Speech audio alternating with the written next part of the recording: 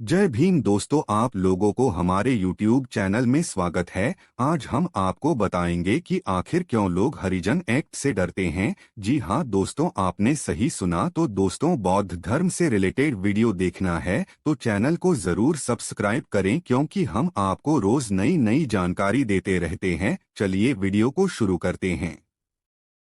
भारतीय संविधान में SC/ST एक्ट को लेकर लोगों के मन में बहुत से सवाल होते हैं कि SC/ST एक्ट क्या है, SC कानून कब लगता है, क्या हरिजन एक्ट के अपराध में जमानत मिल सकती है, और इस कानून के तहत सजा, धारा, झूठी शिकायत, मुआवजा इत्यादि की पूरी जानकारी देने वाले हैं। तो वीडियो को लास्ट तक देखिएगा। अनुसूचित जाति एवं अनुसूचित जनजाति के लोगों को उनके अधिकार दिलाने व उन पर हो रहे अत्याचार को रोकने के लिए संविधान में कई कानून बनाए गए हैं, लेकिन आजकल इस कानून का कुछ लोगों द्वारा दुरुपयोग भी किया जा रहा है।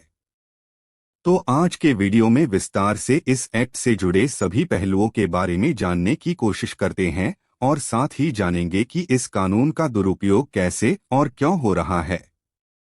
जब से हमारा देश आजाद हुआ है, तब से हमारे देश में जातिवाद और अधिक बढ़ गया है, क्योंकि हमारे समाज में किसी भी तरह का विवाद होता है तो जातिवाद को ही सबसे पहला मुद्दा बनाकर उस पर राजनीति की जाती है, जिसके कारण समाज में भेदभाव बढ़ने लगा, जिसको देखते हुए SC एक्ट का निर्माण किया गया। चलिए आगे विस्तार से इस एक्ट के बारे में जानते हैं। इस कानून के तहत सामाजिक और आर्थिक रूप से अनुसूचित जाति और अनुसूचित जनजाति पर हो रहे अत्याचारों को रोकने के लिए SC कानून का निर्माण किया गया था। 1950 में जब संविधान लागू हुआ तो उसके बाद भी कुछ वर्ग के लोग अपने अधिकारों से वंचित रह गए थे और लगातार सामाजिक भेदभाव व अत्याचार का शिकार होते रहे। SC/ST एक्ट को हरिजन एक्ट के नाम से भी जाना जाता है। जब ऐसे वंचित वर्गों के लोग अपने अधिकारों की मांग करते और अपने साथ हो रहे किसी गलत बात का विरोध करते तो प्रभावशाली वर्ग के लोग उन्हें डराने व अपमान करने की कोशिश करते थे एवं प्रभावशाली समाज द्वारा इन्हें प्रताड़ित किया जाता था। इसलिए 30 जनवरी 1990 को जम्मू कश्मीर को छोड़कर पूरे देश में SC एक्ट को लागू कर दिया गया। इसके बाद अप्रैल 2010 में केंद्र BSP की सरकार द्वारा इस कानून को और सख्त करने के लिए कुछ संशोधन किए गए। इन संशोधनों के साथ 14 अप्रैल 2016 को इस कानून को फिर से लागू कर दिया गया। SC/ST एक्ट का उद्देश्य क्या है? इस अधिनियम का प्राथमिक उद्देश्य इन ऐतिहासिक रूप से हाशिए पर पड़े समुदायों के अधिकारों की रक्षा करना और उन्हें जाति आधारित भेदभाव, उत्पीड़न और हिंसा से बचाना है। अनुसूचित जाति और अनुसूचित जनजाति किसे माना जाता है? अनुसूचित जाति SC और अनुसूचित जनजाति ST भारत में ऐतिहासिक रूप से वंचित और हाशिए पर रहने वाले समुदायों के समूह हैं, जिन्हें भारत सरकार द्वारा उनके सामाजिक आर्थिक विकास और भेदभाव से सुरक्षा सुनिश्चित करने के लिए नामित किया गया है। दलित के रूप में भी जाना जाता है, एक शब्द जिसका अर्थ है उत्पीड़ित या टूटा हुआ।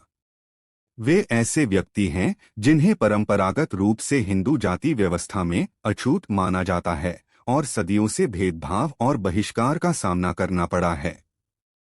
भारतीय संविधान 1108 SC को मान्यता देता है और वे भारत की आबादी का लगभग 16.6% हैं।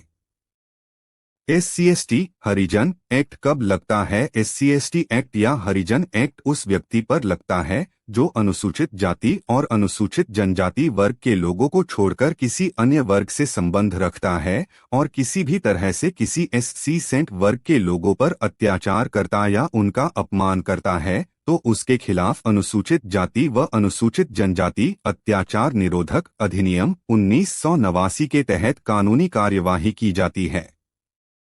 आइए इस एक्ट के कुछ और मुख्य अपराधों के बारे में जानते हैं।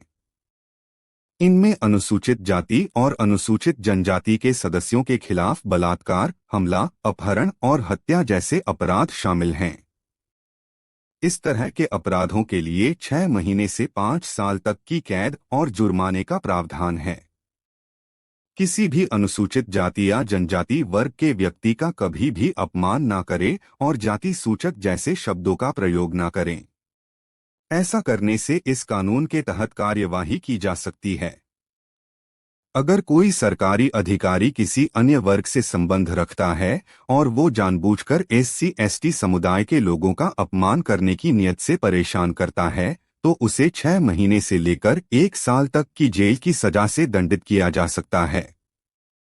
अनुसूचित जाति अनुसूचित जनजाति अधिनियम के तहत अपराधों के लिए दंड में कम से कम 6 महीने और 5 साल तक की कैद के साथ साथ जुर्माना भी शामिल है। बलात्कार और हत्या जैसे अधिक गंभीर अपराधों के लिए सजा में आजीवन कारावास या मृत्युदंड शामिल हो सकता है। तो दोस्तों, आज के वीडियो में हमने आपको SC सेंट एक्ट के बारे में बताया कि SC/ST एक्ट क्या है। SC सेंट एक्ट मामले की सजा, जमानत, झूठा केस, धाराएं और बचाव की जानकारी। अगर आपको भी हमारा यह वीडियो पसंद आया है तो इसे ज्यादा शेयर करें, और अगर आप इस एक्ट से जुड़े किसी और सवाल के बारे में पूछना चाहते हैं तो आप कमेंट्स बॉक्स में लिखकर हमसे पूछ सकते हैं। जय भीम।